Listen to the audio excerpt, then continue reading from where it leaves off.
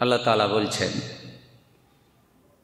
হাল নুনাব্বিউকুম বিল আখসারিনা আমালা,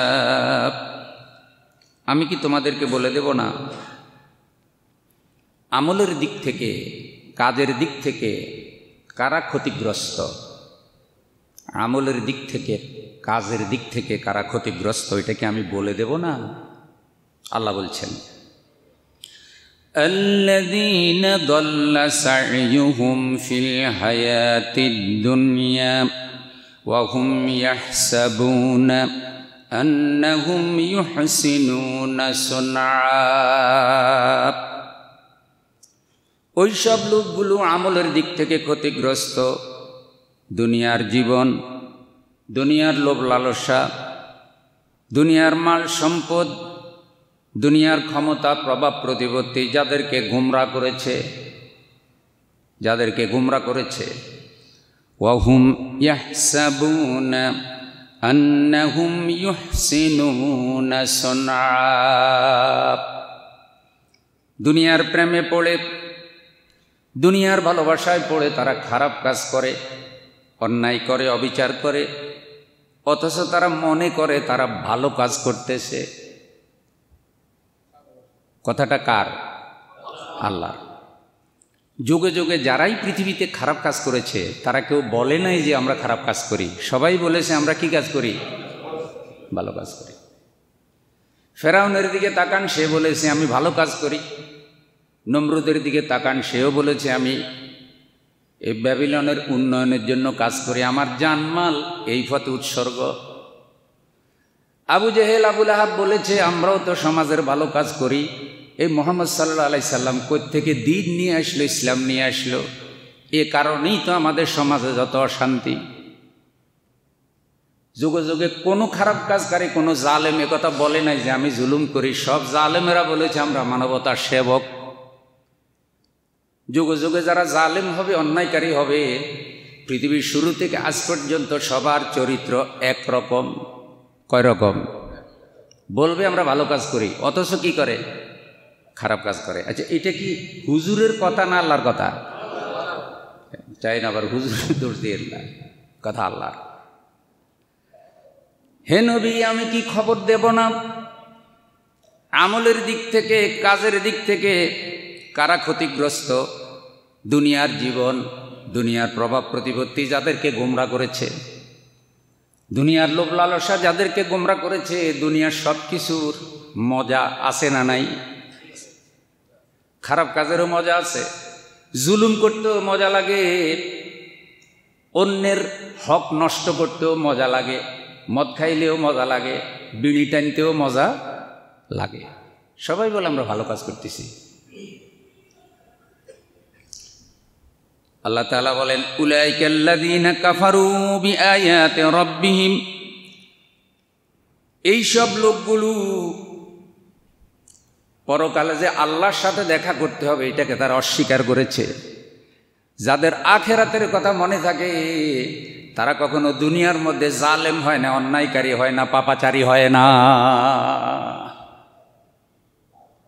হাবেতাত আমালুহুম, হ্যাঁ তাদের কিছু ভালো কাজও আছে। ভালো কাজও কি আছে? তারা নামাজ পড়ে, মাঝে মধ্যে দান সদকা করে, কোরআন তেলাওয়াত করে, তাহাজ্জুদের নামাজও কি পড়ে, কিছু ভালো কাজ আছে। ফাহাবেতাত আমালুহুম, জুলুম অত্যাচারের কারণে, পাপাচারের কারণে, মানুষের হক নষ্ট করার কারণে তাদের জীবনের সব ভালো কাজগুলো বরবাদ হয়ে যায়। ভালো কাজ করে কিন্তু ভালো কাজ কি হয়ে যায়? বরবাদ হয়ে যায়। তাদের চরিত্র কিরকম, তাদের বৈশিষ্ট্য কিরকম? সূরা কাসাসের ৭৯ নম্বর এবং ৮০ নম্বর আয়াত আল্লাহ রাব্বুল আলামিন বলেন, ক্বালাল্লাযীনা ইউরিদুনাল হায়াতাদ দুনিয়া ইয়া লাইতা লানা মিসলা মা উতিয়া কারুন। এইসব দুনিয়া পূজারীরা, ক্ষমতা পূজারীরা, টাকা পূজারীরা, সম্পদের পাগলেরা বলে, হে আমার আল্লাহ, হে আমার রব, পৃথিবীতে তুমি ফেরাউনকে যে পরিমাণ সম্পদ দিয়েছ, কারুনের যেই পরিমাণ সম্পদ দিয়েছ, আল্লাহ আমাকেও কারুনের মতো সম্পদ দান করো। ইন্নাহু লাযু হাজ্জিন আযীম, কারুন হলো দুনিয়াতে সম্মানিত ব্যক্তি। কারুনের নাম শুনছেন? কারুন অহংকারী ছিল, অনেক সম্পদের মালিক ছিল। ওই সময় ব্যাংক ছিল না, এইভাবে টাকা জমানোর আধুনিক কোনো সিস্টেম ছিল না। সিন্ধুকে টাকা মাল সম্পদ রাখত। 70টা ঘোড়ার গাড়ি লাগতো তার খাজানার চাবি বহন করার জন্য। সে এত অহংকারী ছিল। পরবর্তী যারা দুনিয়াদার হয়েছে তারা বলেছে, হে আল্লাহ আমাদেরকে কারুনের সমান সম্পদ দান করো। তাদের কাছে মডেল হলো কারুন, তাদের কাছে মডেল ফেরাউন, তাদের কাছে মডেল জালেমেরা, তাদের কাছে মডেল দুনিয়ার পূজারীরা, তাদের কাছে মডেল ইহুদিরা, তাদের কাছে মডেল নাসারা, তাদের কাছে মডেল মুশরিকেরা। এ কারণে কাফেরদের সাথে তাদের বন্ধুত্ব আর ইসলামের সাথে তাদের দুশ্মনী। যদিও তারা বাহ্যিক সুরতটা ইসলামের ধারণ করে, আল্লাহ বলছে তাদের সব ভালো কাজ বরবাদ হয়ে যাবে, তারা পরকালে হতাশাগ্রস্ত হবে, কাফেরদের সাথে হাসর হবে। নাউজুবিল্লাহ। ইয়া লাইতালা নাম ইসলামা উতিয়া কারুন, কারুনের মতো টাকা দাও, নমরুদের মতো ক্ষমতা দাও, ফেরাউনের মতো ক্ষমতা দাও। কারণ ফেরাউনরা সম্মানিত ছিল, নমরুদরা সম্মানিত ছিল। ইন্নাহু লাযু হাজ্জিন আযীম, তারা ছিল সম্মানিত। সেই যুগেও এইসব জালেমদের জুলুমকে পছন্দ করত না এমন মানুষ ছিল, কিন্তু তারা ছিল চুপ, তারা ছিল অসহায়। তাদের বাক স্বাধীনতা কেড়ে নিয়েছিল ফেরাউনেরা, কথা বলতে দিত না, নমরুদেরা আওয়াজ করতে দিত না। কিন্তু তারা নিজেরা যখন বসতো আর এদের কথাগুলি শুনতো, তখন তারা বলতো, ওয়াকালাল্লাযীনা উতুল ইলমা ওয়াইলাকুম সাওয়াবুল্লাহি খায়রুল লিমান আমানা ওয়া আমিলা সালিহা।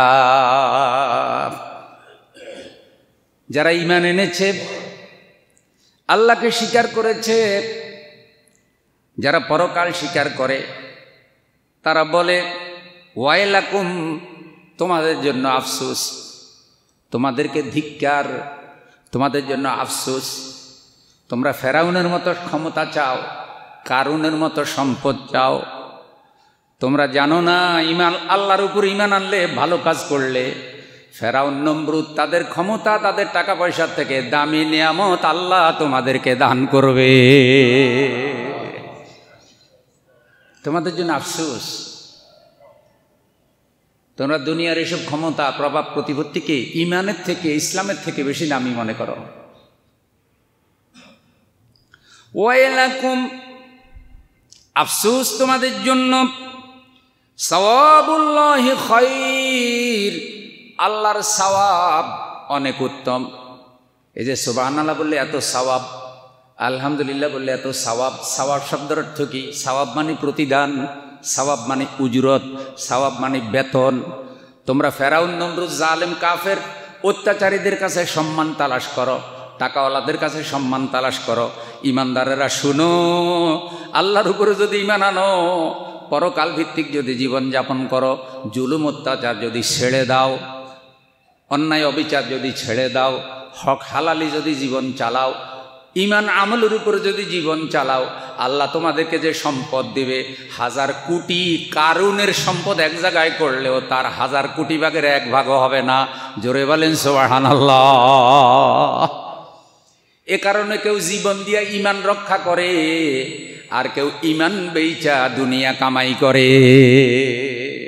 কারো বাড়ি গেলেও ঈমান ছাড়ে না, জীবন গেল ঈমান ছাড়ে না, চাকরি গেলে ঈমান ছাড়ে না, হাত চলে যায়, চোখ চলে যায়, কিন্তু আল্লাহ দ্বীনের রাস্তা থেকে দূরে সরে না। আর কেউ মানুষের ধোঁকা দেওয়ার জন্য পাগড়ি বাঁধে, ধোঁকা দেওয়ার জন্য মুখে দাঁড়ি রাখে। ঈমান, আমল, হজ, নিজের বাহ্যিক আমল বিক্রয় করে দুনিয়া কামাই করে, এমন প্রতারক ঈমানদারও আছে না নাই? আল্লাহ বলে দিচ্ছে সব। ওয়াইলাকুম সাওয়াবুল্লাহি খাইর, ওয়াইলাকুম তোমাদের জন্য আফসুস, সাওয়াবুল্লাহি খায়র আল্লাহর সওয়াব উত্তম, লিমান আমানা ওয়া আমিলা সালিহা যারা ভালো কাজ করে, যারা নেক আমল করে। সূরা আর-রুমের 7 নম্বর আয়াত আল্লাহ রাব্বুল আলামিন বলেন, ইয়ালামুনা যাহিরাম মিনাদ দুনিয়া ওয়া হুম আনিল আখিরাতি হুম গাফিলুন। ইয়ালামুনা যাহিরাম মিনাদ দুনিয়া, তারা দুনিয়ার বাহ্যিক দিকটা দেখে, তারা দুনিয়ার উপরের দিকটা দেখে। আখিরাত যেহেতু গোপন, আখিরাত যেহেতু মৃত্যুর পরে, হাসর মিজান ফুলসেরাত, জান্নাত যেহেতু মরণের পরে, ওইটা গোপন, ওইটার কোনো গুরুত্ব তাদের কাছে নাই। ওয়াহুম আনিল আখিরাতি হুম গাফিলুন, আখিরাত থেকে তারা নিজেরা গাফেল থাকে আর মানুষকেও আখিরাত থেকে বিচ্ছিন্ন করে ফেলে। নাউযুবিল্লাহ।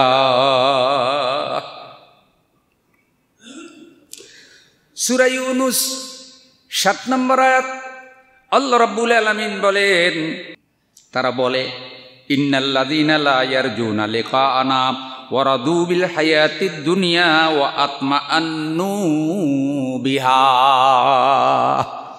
যারা আল্লাহর সাথে দেখা করতে হবে এটাকে মনে করে না, দুনিয়া পাইয়া খুশি হয়ে গেছে। দুনিয়ার মহলগুলো এমনভাবে বানায়, ফেরাউন, নমরুদ, কারুন, সাদ্দাতের বালাখানার থেকেও তারা আরও রংমহল নতুন করে সাজায়। আল্লাহ বলছে তারা তখন বলে আমরা দুনিয়ার জীবন পেয়ে খুশি হয়ে গেছি, আমাদের অন্তরাত্মা প্রশান্ত, আমাদের দুনিয়ার ক্ষমতা প্রভাব প্রতি যেন চিরস্থায়ী হয়, আমরা যেন এগুলা কোনো কালে হারায় না ফেলি, কোনো কালে যেন এগুলো হারিয়ে না যায়, সব সময় এগুলি যেন আমাদের কাছেই কি থাকে। বাল তুসিরুনাল হায়াতাদ দুনিয়া, সূরা আলাপ 87 নম্বর সূরা। আল্লাহ তাআলা বলেন তারা দুনিয়ার গোলাম হয়ে গেছে, দুনিয়া তাদেরকে জাদু করে ফেলেছে, দুনিয়াকে তারা অগ্রাধিকার দেয়। ওয়াল আখিরাতু খায়রুম ওয়া আবকা, অথচ আখিরাত দামি, আখিরাত হলো স্থায়ী। আল্লাহ আমাদেরকে সৌভাগ্যবান বান্দা, আল্লাহ আমাদেরকে তোমার নিয়ামতপ্রাপ্ত পুরস্কারপ্রাপ্ত বান্দাদের মধ্যে শামিল করে বলেন আমিন। আল্লাহ আমাদের কাউকে কখনো জালেম বানাইও না, আমরা যেন জালেম না হই।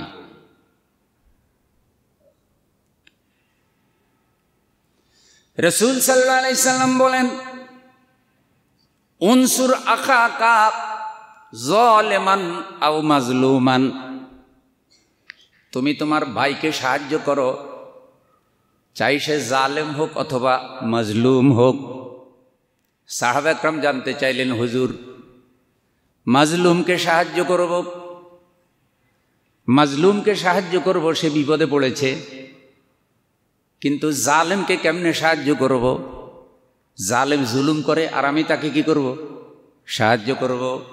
এটা কেমন কথা, এটা তো বুঝি নাই। নবীজি বলছেন জালেমকে সাহায্য করবা মানে তোমরা জালেমের জুলুমের বিরোধিতা করবা, তাকে জুলুম করতে দিবা না।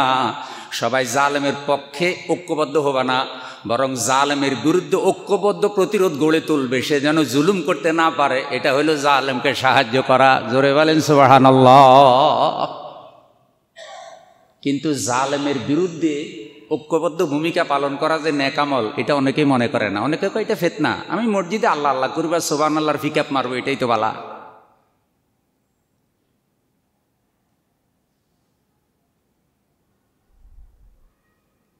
রাসূল সাল্লাল্লাহু আলাইহি ওয়াসাল্লামের হাদিস সহিহ হাদিস, এটা মুসলিম শরীফের হাদিস। সাহাবা একরাম জানতে চাইছে জালেমকে কেমনে সাহায্য করব? বলছে সবাই মিলে ঐক্যবদ্ধ হইবা, জালেমরে জুলুম করতে দিবা না।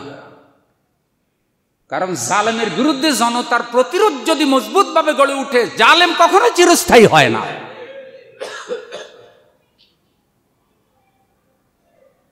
জালেমের বিরুদ্ধে একটি টু শব্দ পর্যন্ত করা যায় না, কারণ জালেমদের চামচাও আছে না নাই? জালেম থেকে চামচার পাওয়ার আরো বেশি। বলে না যে সাহেবের থেকে সাহেবের কুকুরের পাওয়ার আরো কি? কারণ কুকুরে সাহেবের বাড়ির সামনে যেভাবে আওয়াজ দেয়, এত এত বড় আওয়াজ সাহেবেও কি দেয় না। এই চামচাগুলো মসজিদ পর্যন্ত অপবিত্র করে ফেলে, ইমাম সাহেবের গলা চেপে ধরে, বয়ান করতে দিবে না। কারণ সে জানে যে আমার আসল কথা যদি কোরআন হাদিসের আলোকে পাবলিক জেনে ফেলে তাহলে আমি যে জালেম এটা তো বুঝে যাবে। সুতরাং আমি তো হুজুর বেশে আছি, নামাজি বেশে আছি, ভালো মানুষ বেশে আছি। চোরে কখনো চায় না সে যে চোর এটা সবাই তাকে চিনুক, তাইলে তো আটি বাজার দেখলে ওই চোর যাইতেছে। এই জন্যই তারা হক কথা বলতে দেয় না। রসুল বলছে জালেমকে জুলুম করতে দিবা না। এটারই অপর নাম হলো আমরে বিল মারুফ নাহি আনিল মুনকার। নাহি আনিল মুনকার যদি করতে যান সবাইকে খুশি করতে পারবেন না। মুসলিম শরীফের আরেকটা হাদিস আমি আপনাকে শুনাই। এটার উদাহরণ দিয়েছেন রসুল সাল্লাল্লাহু আলাইহি সাল্লাম একটা জাহাজের মাধ্যমে। দোতলা জাহাজ, সাগরের মধ্যখানে, কিছু মানুষ নিচতলায়, কিছু মানুষ উপরের তলায়। বিশুদ্ধ পানি উপরের তলায়। নিচতলার মানুষগুলো বারবার পানির জন্য উপরের তলায় যেতে হয়। এখন উপরের তলাওয়ালারা এটা ঝামেলা মনে করে, বারবার আমাদের এখানে পানির জন্য আসো, আমরা ঘুমাইতে কষ্ট হয়, থাকতে কষ্ট হয়, বাধা দেয়। তো নিচতলার লোকেরা মিটিংয়ে বসলো যে আমরা নিজেরা কিভাবে পানির ব্যবস্থা করতে পারি। তো তাদের মধ্যে একজন বুদ্ধিজীবী বুদ্ধি দিল যে পানি তো আমাদের কাছেই আছে, দোতলায় যাওয়ার কোনো দরকার নাই। বুদ্ধিজীবী এরকম আছে না নাই? তো মিটিংয়ের মধ্যে বুদ্ধি দিল যে নিচতলার একটা তলা ছিদ্র করে দাও, একটা তক্তা ছিদ্র করে দিলে নিচের থেকে পানি কি উঠবে আর তোমরা অনায়াসে পানি খেতে পারবে। সবাই চিন্তা করলে, হ্যাঁ এত বড় বুদ্ধিজীবী এতদিন আসিল কই, বুদ্ধিজীবীরে ফুলের মালা দাও। অথচ বুদ্ধিজীবী যে বুদ্ধি দিচ্ছে এটা কি ভালো বুদ্ধি না খারাপ বুদ্ধি? তলা ছিদ্র করা বুদ্ধি। এইভাবে দেশের তলা ছিদ্র করার বুদ্ধি যারা দেয় অজ্ঞরা তাদেরকে ফুলের মালা দিয়ে বুদ্ধিজীবী বানায়। এখন সবাই বলে তো ভালো বুদ্ধি, এত কাছে পানি আছে আমরা এতদিন জানলাম না কেন? ছিদ্র করে দিছে, পানি উঠবে, সিদ্ধান্ত নিছে ছিদ্র করবে, পানি উঠবে। এই খবর দোতলায় গেছে। দোতলার মানুষগুলো বলতেছে লা ইলাহা ইল্লাল্লাহ, ঝামেলার মধ্যে আমরা নাই। ওদের পানি ওরা যেভাবে ইচ্ছা সেভাবে ব্যবস্থা করুক, আমাদের কোনো টেনশন। ওদের তলা ওরা ছিদ্র করতেছে, ওরা পানি পাবে, আমাদের ঝামেলা কি? সুতরাং তোমরা চুপচাপ থাকো, যা ইচ্ছা তা করুক। এখন আপনারা বলেন তো দোতলার মানুষগুলো যে বলতেছে কথাটা ঠিক আছে নি? মুসলিম শরীফের হাদিসের সারাংশ, আমরে বিল মারুফ নাহি আনিল মুনকারের গুরুত্ব বুঝাতে গিয়ে আমাদের দয়ার নবী মুহাম্মদুর রাসূলুল্লাহ সাল্লাল্লাহু আলাইহি সাল্লাম উদাহরণটা সেট করেছেন এত বাস্তব যে দোতলার মানুষগুলো যদি বাঁচতে হয়, নিচতলার মানুষগুলো ভুলের উপরে সিদ্ধান্ত নিয়েছে তলা ছিদ্র করে দিলে খালি নিচতলা মরবে না, দোতলাও কি মরবে। একটা সমাজে, একটা দেশে, একটা রাষ্ট্রে যখন এভাবে পাপের সব দরজা খুলে দেয় জালেমেরা, ইমানওয়ালারা যদি এটা প্রতিরোধ করার জন্য ঐক্যবদ্ধ ভূমিকা না রাখে, শেষ পর্যন্ত ইমানদারেরও ইমান আমলার চরিত্র ঠিক রাখা যায় না। হুজুরের ঘরেও বেনামাজি জন্ম হয়, পীরের ঘরে ডাকাইতে জন্ম হয়।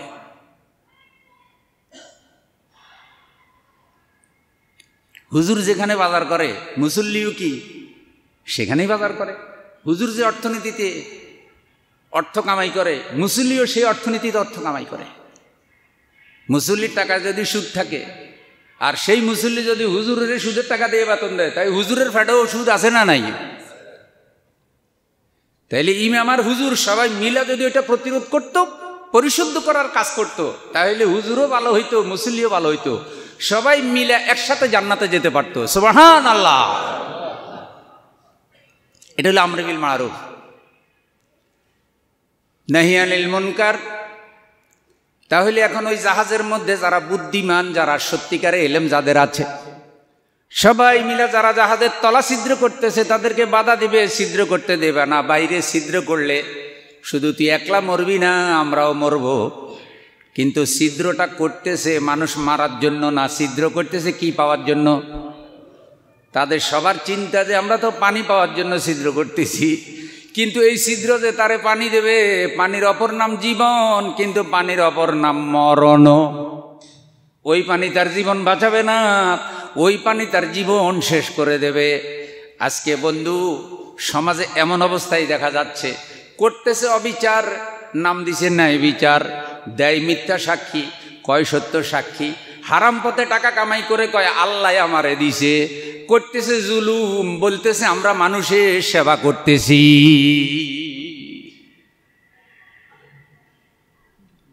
সব কথা কোরআন হাদিস ঘাঁটলে আপনি পাবেন। তাইলে জালেমকে সাহায্য করা মানেই হলো জালেমকে জুলুম করতে না দেওয়া। যে ভাই এটা জুলুম, এটা অন্যায়, খবরদার এটা করিয়েন না, এ কাজটা করবেন না, এ কাজটা যদি করেন আমরা আপনার সাথে নাই। আমরা একটা সুন্দর জীবন করতে চাই, সুন্দর মসজিদ করতে চাই, সুন্দর সোসাইটি করতে চাই, খবরদার এটা করবেন না। তাইলে সত্যের পক্ষে বেশি লোক যদি থাকে আর অন্যায়ের পক্ষে যদি কম লোক থাকে, তাহলে অন্যায়কারীরা সফল হতে পারবে না। তাইলে একটা নামাজি লোক, একটা দিনদার লোকের এই দায়িত্ব আছে না নাই? কোন লোক, কোন ব্যক্তি প্রভাব প্রতিপত্তি, ক্ষমতা, চেয়ার এগুলি পেয়ে যেন সীমা লঙ্ঘনকারী হয়ে না যায়, সেই সতর্কবাণী আল্লাহ কিন্তু কোরআনে দিয়েছেন। সূরা আল ইমরান, কুলিল্লাহুম্মা মালিকাল মুলক তুতিল মুলকা মান তাশা ওয়া তুইজ্জু মান তাশা ওয়া তুযিল্লু মান তাশা বিয়াদিকাল খায়র ইন্নাকা আলা কুল্লি শাইইন কাদির। আল্লাহর কোরআনের আয়াত সবাই পড়ুন অন্তত এই অংশটা, ইন্নাকা আলা কুল্লি শাইইন কাদির। বলুন হে নবী, হে সার্বভৌম ক্ষমতার মালিক আল্লাহ, তুমি যাকে চাও ক্ষমতা দান করো, তুমি যাকে চাও সেকেন্ডের ভিতরে থাপড়াইয়া তার থেকে ক্ষমতা নিয়ে নিতে পারো। ওয়াতুইজ্জু মান তাশা, যাকে চাও তুমি ক্ষমতা দিয়া সম্মানিত করো। ওয়াতুযিল্লু মান তাশা, যাকে চাও আবার এই ক্ষমতা দিয়েই তুমি বেইজ্জতি করো। ইন্নাকা আলা কুল্লি শাইইন কাদির, তুমি সকল ক্ষমতার মালিক আল্লাহ। তুমি ক্ষমতার কারণে, টাকার কারণে, প্রভাবের কারণে আমাদেরকে অহংকারী বানাইও না, জালেম বানাইও না। আল্লাহ জগতের লোভে, ক্ষমতার কারণে আমাদেরকে তোমার দিন থেকে দূরে সরাইও না। আমরা যেন মানুষের উপরে অবিচার না করি। একটু জোরে বলেন আমিন। আমিরকে ফকির বানাও, ফকিরকে বাদশাহ বানাও, সকাল বেলার রাজা রে তুই ফকির সন্ধ্যাবেলা।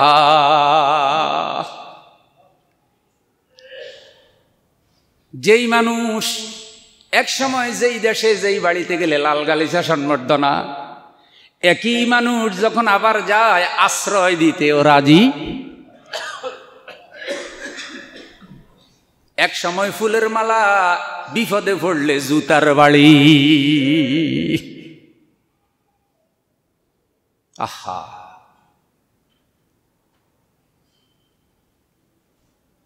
আফসোস, কারো বিপদে কেউ খুশি না ভাই। আপনি বিপদে পড়লে কি আমি খুশি হব? এটা কি ইমানদারের বৈশিষ্ট্য? আফসোস হয়। আফসোস কেন হয়? আরে ভাই, যদি কথাগুলি শুনতি, যদি কথাটা মানতি। কোরআনুল কারীম পড়েন, আল্লাহ রাব্বুল আলামিন বলেন, যাহারাল ফাসাদু ফিল বাররি ওয়াল বাহর বিমা কাসাবাত আইদিন নাস। জল এবং স্থলে যা ঘটে সব কর্মের ফল তোমার হাতের কামাই। হাতের কামাই। আল্লাহ, আমরা ভালো কাজ দিয়ে যেন আমাদের জীবন সাজাইতে পারি। আল্লাহ, আমাদের নেকামল দিয়ে যেন আমাদের জীবন সাজাইতে পারি। আবু জেহেল, আবু লাহাবের চরিত্র যেন আমাদের জীবন থেকে চলে যায়। ফেরাউন নমরুদের চরিত্র যেন আমাদের আমলে না থাকে। আমরা যেন সাহাবা একরামের বৈশিষ্ট্য ধারণ করতে পারি। এজিদের বৈশিষ্ট্য যেন আমাদের মধ্যে ধারণ না হয়। আমরা যেন হুসাইনের চরিত্র ধারণ করতে পারি। খুব সামান্য সময় এজিদ শাসন করেছে, কিন্তু এজিদের মৃত্যু সম্মানের হয় নাই, খুব অসম্মানের মৃত্যু হয়েছে। এজিদকে যারা সহযোগিতা করেছে সবগুলার বেইজ্জতির মৃত্যু। আর হযরত হুসাইনের মৃত্যুটা এমন সম্মানের মৃত্যু, আজও পর্যন্ত মানুষ সেই মৃত্যু স্মরণ করে কাঁদে। আর হুসাইনি আদর্শ ধারণ করে, রসুলের পরিবারকে ভালোবাসে, ন্যায় নীতি ইনসাফ প্রতিষ্ঠার জন্য এখনো হুসাইনি আদর্শে আদর্শ হইয়া জীবন গঠন করে, অন্যায়ের প্রতিবাদ করে। এমন ইমানদারও আছে না নাই? আছে। সব যদি শেষ হয়ে যেত, পৃথিবীতে আল্লাহ আলো বাতাস বন্ধ করে দিতেন, কিয়ামত হয়ে যেত। পৃথিবীতে এখনো কিছু নেক মানুষ আছে বিদায়ী, কিন্তু এখনো পৃথিবী টিকে আছে।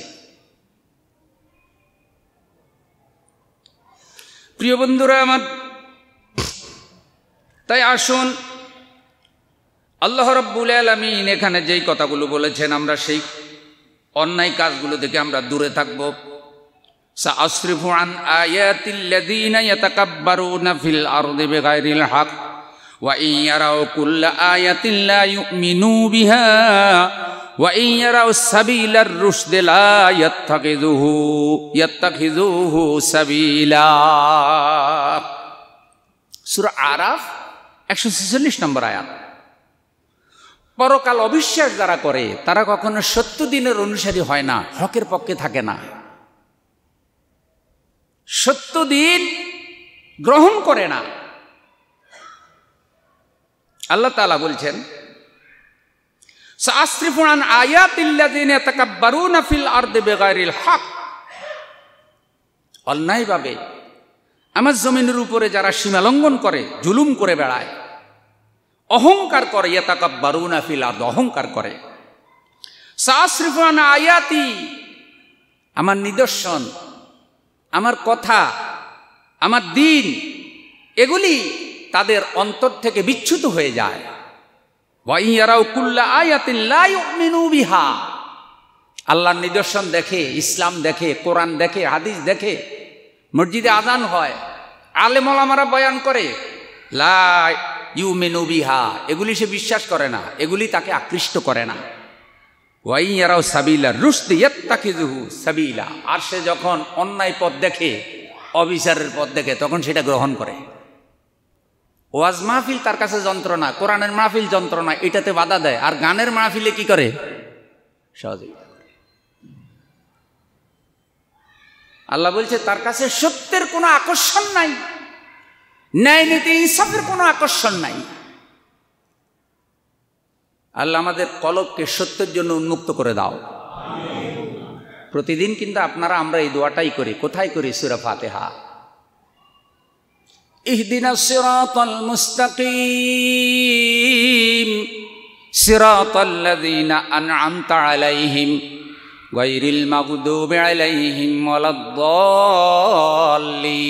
জোরে বলেন আমিন। ইহদিনাস সিরাতাল মুস্তাকিম, আল্লাহ সিরাতুল মুস্তাকিমের উপর আমার রাখো।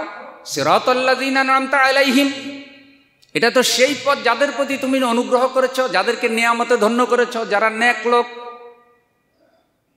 যারা ভালো লোক, সাহাবা একরাম, নবীগণ, তোমার প্রিয় বান্দাগণ, যুগে যুগে সত্যের অনুসারীগণ, কোরআন হাদিসের আলোকে আলোকিত মানুষ, কোরআন হাদিসের আলোকে আলোকিত কাফেলা, আলোকিত মানুষগুলোর সাথে তুমি আমাকে রাখো, তাদের পথে আমাকে পরিচালিত করো। গায়রিল মাগদুবি আলাইহিম ওয়ালাদ-দাল্লিন, তুমি যাদের উপর অভিশাপ নাজিল করেছো, যারা গোমরা, যারা পথভ্রষ্ট, যারা ইসলাম থেকে দূরে সরে গেছে, যাদের কাছে হেদায়েত নাই, যাদের কাছে কোরআন নাই, হাদিস নাই, দ্বীন নাই, ইনসাফ নাই, ন্যায় নীতি নাই, খাঁটি ঈমান নাই, যারা শিরিক বেদাতের উপর আছে, অন্যায়ের উপর আছে, জুলুমের উপর আছে, অবিচারের উপরে আছে, ঘুষের উপরে আছে, সুদের উপরে আছে, সন্ত্রাসের উপরে আছে, চাঁদাবাজির উপরে আছে, আল্লাহ তুমি তাদের পথে আমাকে পরিচালিত করিও। ওরা অভিশপ্ত। এখন নামাজের মধ্যে এই দোয়া করি, সূরা ফাতিহার মধ্যে এই দোয়া করি, এটা খুব দামি দোয়া। এরপরে নামাজ থেকে বাইর হইয়া যদি ফেরাউনের খলিফা, নমরুদের উম্মত, আবু জেহেল, আবু লাহাব যে দল পৃথিবীতে রেখে গেছে, তাদের অনুসারীদের সাথে যদি নিজের মেধা, যোগ্যতা, টাকা পয়সা খরচ করি, তাহলে কথায় আর কাজে মিল হইছিনি। কথাই বলতেছে নবীর পথে পরিচালিত করো, বাইর হইয়া ফেরাউনের দলে। তাইলে কথায় আর কাজে যার মিল নাই তার কি ইমানদার কয় না মুনাফিক কয়? আর এই মুনাফিকি করতেছে কার সাথে? আল্লাহর সাথে মুনাফিকি করতেছে। বেজার হয়েছে নি কোনো আবার? না, বেজার হওয়ার কোনো কারণ নেই। কথায় বলে না, হক কথায় কি জানি একটা প্রবাদ কয় না, গরম ভাতে কি বেজার, বিলে বেজার। হক কথায় আহামক বেজার। যে হুজুরে আর ওয়াজ পাইছিল না, হুজুরের নরম নরম ওয়াজে না করবে। তা আমি এক ভাইকে জিজ্ঞাসা করলাম, ভাই নরম ওয়াজ কোনটা? কয় নরম ওয়াজ হইলে সমাজে যত খারাপ কাজ হইতেছে একটার বিরুদ্ধে কোনো ওয়াজ করবেন না, সবাই খারাপ কাজ করতে থাকবে আর আপনি খালি ওয়াজ চালাইবেন, করতে থাকেন, আল্লাহ আপনাদেরকে জান্নাত দিয়ে দিব। এটাই হলো নরম ওয়াজ। দেখবেন যে সব মানুষ আপনারা লাউ কদু কুমড়া সব দিব, বলবে যে আরামের হুজুর, ঠান্ডা হুজুর পাইছি রে, এই হুজুরের আগামী বছরও দাওয়াত দিবি, কারণ এই হুজুর বহুত মজার হুজুর, হাদিয়াও বেশি দিব, টাকাও বেশি দিব। আর যখনই আপনি হক কথা ওয়াজ করবেন, সমাজে অন্যায় বিচারের বিরুদ্ধে ওয়াজ করবেন, তখন বলবে যে এটা তো হুজুর বেশি ভালো, ভালো হুজুর আনো। ভালো হুজুর কি করে না, কো ফোসফাস মারে না, কো ডুস ডাস নেই কোনো উৎপাত, খায় হুজুরে দুধ ভাত। হুজুর আল্লাহরও বাজার করতে চায় না, শয়তানেরও বাজার করতে চায় না, বরং ভালো মানুষের বিপক্ষে গিয়ে খারাপ মানুষের দালালি করে, এমনও আছে। এই জন্য ভাই আপনারা দোয়া করেন, এই মিম্বারের একটা আমানত আছে। এটা কি খতিবের মিম্বার না রসুল সাল্লাল্লাহু আলাইহি সাল্লামের মিম্বার? আপনি কি চিন্তা করছেন? এটা সেই মিম্বার। এই মিম্বারের হক আমরা অনেকে আদায় করতে পারি না। আল্লাহ তাআলা যদি আমাদেরকে ধরে ফেলে, জবাব দিবার কোনো সুযোগ নাই। মাসালা হলো, এই মিম্বারে যিনি খুতবা দিবেন তিনি রাষ্ট্রের মিম্বারেও বসবেন, কিন্তু আমরা রাষ্ট্রের মিম্বার আর মসজিদের মিম্বার আলাদা করে ফেলছি। খলিফাদের দিকে তাকান, সাহাবীদের দিকে তাকান। যে রসুল সাল্লাল্লাহু আলাইহি সাল্লাম মসজিদে নববীর মিম্বারে খুতবা দিছে, সেই রসুল সাল্লাল্লাহু আলাইহি সাল্লাম 12.5 লক্ষ বর্গমাইল ইসলামী খেলাফত পরিচালনা করছে। তার মানে ওই চেয়ারে যারা থাকবে তারা এই কোরআন সুন্নাহর আদর্শে আদর্শবান হবে। তাহলে মসজিদের খতিবের বক্তব্য আর রাষ্ট্রের মিম্বারের বক্তব্য এক হবে, একটার সাথে আরেকটার কোনো দ্বন্দ্ব বাজবে, কারণ দুইটাই তো জীবন গঠন করছে কোরআন অনুযায়ী। দুইজনের চরিত্রই তো রাসূল সাল্লাল্লাহু আলাইহি সাল্লামের চরিত্র। যিনি রাষ্ট্রের মিম্বারে আছেন তিনি যেমন কোরআন সুন্নাহর আলোকে আলোকিত, যিনি মসজিদের মিম্বারে আছেন তিনিও তো কোরআন সুন্নাহর আলোকে আলোকিত। সুতরাং দুইজনের বক্তব্য বেমিল হওয়ার কোনো সম্ভাবনা। মনে রাখবেন, সব পরিবর্তনেই শান্তি আসে না। হ্যাঁ, পরিবর্তন হয়ে যদি কোরআন সুন্নাহর দিকে, ইসলামের দিকে ফিরে আসে, তবেই শান্তির আশা করা যায়। মক্কা বিজয়ের পরে শান্তি কিভাবে এসেছে সূরা নসরের মধ্যে আপনারা পাবেন। আল্লাহ তাআলা বলছেন, ইযা জাআ নাসরুল্লাহি ওয়াল ফাত ওয়া রাআইতান নাসা ইয়াদখুলুনা ফি দীনিল্লাহি আফওয়াজা। ও আমার প্রিয় নবী, আল্লাহর সাহায্য এবং বিজয় যখন আসবে, আপনি দেখবেন লোকেরা দলে দলে ইসলাম কবুল করতেছে। সুবহানাল্লাহ। যে কালেমার দাওয়াত দেওয়ার কারণে একদিন কাফেরেরা আপনার পিঠের উপরে উটের নাড়ি বুড়ি উঠাই দিয়েছে, যে ইসলামের কথা বলার কারণে উহুদের যুদ্ধে কাফেরেরা আপনার মুখের উপরে পাথর নিক্ষেপ করেছে, সেই পাথরের আঘাতে আপনার সামনে 2টা দাঁত ভেঙে জমিনে পড়ে গেছে, মুখের 2টা ঠোঁট ফেটে গেছে। যেই হক কথা বলার কারণে, কোরআন সুন্নাহর আদর্শ, কোরআনের পতাকাকে উড্ডীন করে রাখার কারণে কাফেরেরা আপনার উপরে পাথর নিক্ষেপ করেছে, সেই পাথরে আপনার মাথার লোহার টুপি ভেঙ্গে খান খান হয়ে জমিনে পড়ে গেছে। একটা লোহার টুকরা আপনার কপালের হাড় ছিদ্র করে কপালে প্রবেশ করেছে। আল্লাহর রসুল এক হাত দিয়ে কপাল চেপে ধরলেন, আরেক হাত দিয়ে ঠোঁট চেপে ধরলেন। তাকায়া দেখলেন 2টা হাতের তালু রক্তে লাল হয়ে গেছে।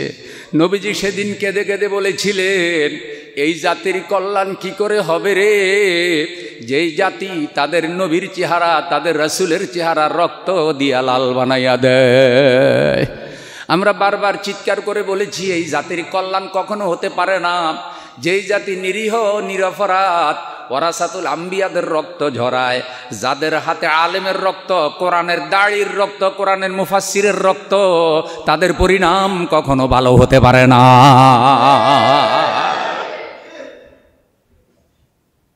রসুল কেঁদেছেন সেই দিয়ে।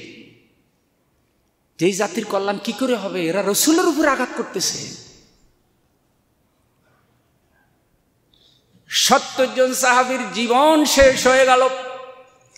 রসুলের আপন চাচা হযরতে হামজা টুকরা টুকরা করে ফেললো দেহটা, 9টা টুকরা করেছে তারা হযরতে হামজার লাশটা।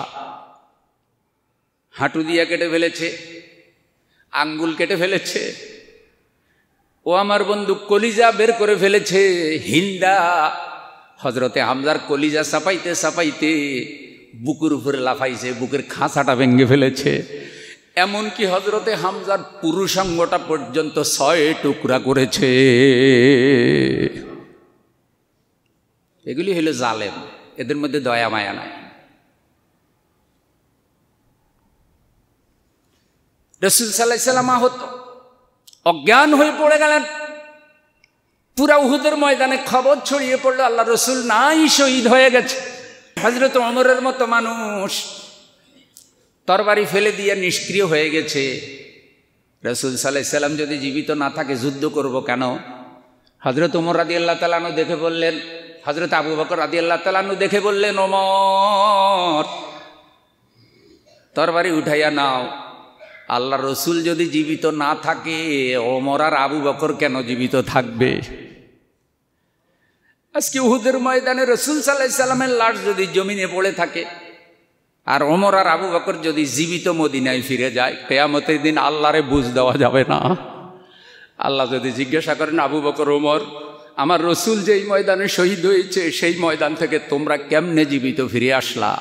সুতরাং রসুলের লাশ পড়েছে যেই ময়দানে, আবু বকর ওমরের লাশ আল্লাহর রসুলের লাশের সাথে পড়ে থাকবে সেই ময়দানে। এ ধরনের ত্যাগ কোরবানির কারণে আজকে ইসলাম পেয়েছি, কালেমা পেয়েছি, দিন পেয়েছি।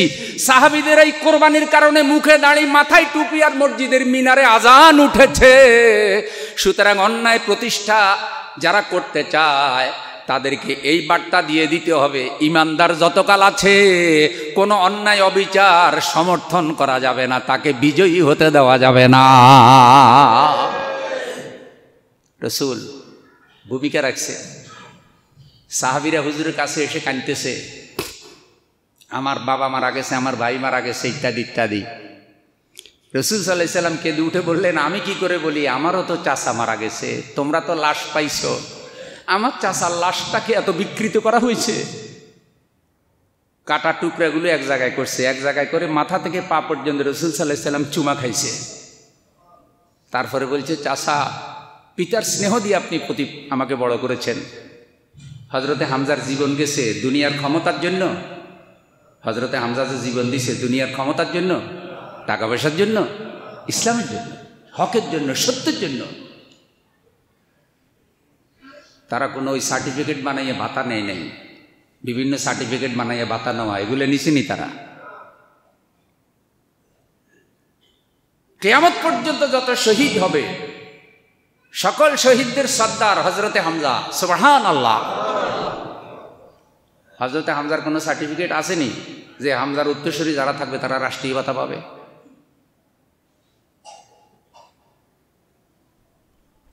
এটা সবটাই কার জন্য? আল্লাহর জন্য। তো রসুলকে বলছে, হুজুর সেই দিন তো তারা ঈমান আনেনি, আপনাকে মানছে।